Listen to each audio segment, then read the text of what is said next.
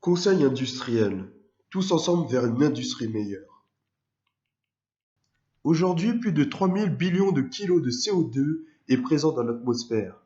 Depuis la période pré-industrielle au début du XXe siècle, nous avons émis une quantité de 800 billions de kilos de CO2, ce qui représente une augmentation de la température globale allant jusqu'à 4 degrés Celsius supplémentaires. En effet, on peut constater sur cette représentation qu'en Europe occidentale, cela représente plus de 9000 kg de CO2 émis par habitant et par an. En France, l'industrie manufacturière représente la deuxième plus grande part de pollution, derrière les activités résidentielles et tertiaires en 1990. En 2011, on peut voir que la tendance s'inverse et que la pollution liée à l'industrie prend le dessus sur celle du résidentiel et du tertiaire pour atteindre 31%. L'augmentation de la pollution est notamment due à la production de masse. En effet, les industries augmentent leur production pour répondre à la demande grandissante et les énergies utilisées pour le transport et l'agriculture suivent la tendance. Deux axes majeurs sont mis en jeu. Le premier concerne la production d'énergie. Les moyens sont déjà mis en place pour rendre celle-ci plus respectueuse de l'environnement, par exemple des panneaux solaires et des éoliennes.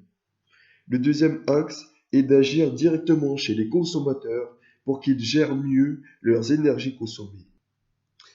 On entend souvent parler de l'industrie 4.0, mais qu'est-ce que l'industrie 4.0?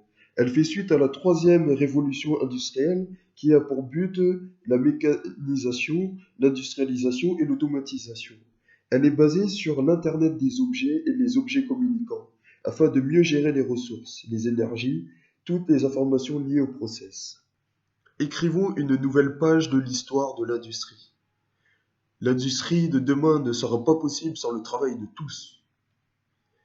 Les solutions que je propose en tant qu'ingénieur maintenance sont les suivantes.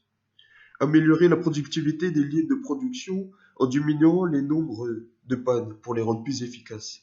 La deuxième étape, effectuer le bilan énergétique détaillé. Troisième étape, identifier les points de diminution sur les factures d'énergie globale pour trouver des solutions. La quatrième étape prend en compte les trois précédentes pour mettre en place ce processus dans le maximum d'entreprises possible. Pour conclure, le fait de consommer moins d'énergie lors de la fabrication au sein du monde de l'industrie n'impacte pas forcément la quantité produite.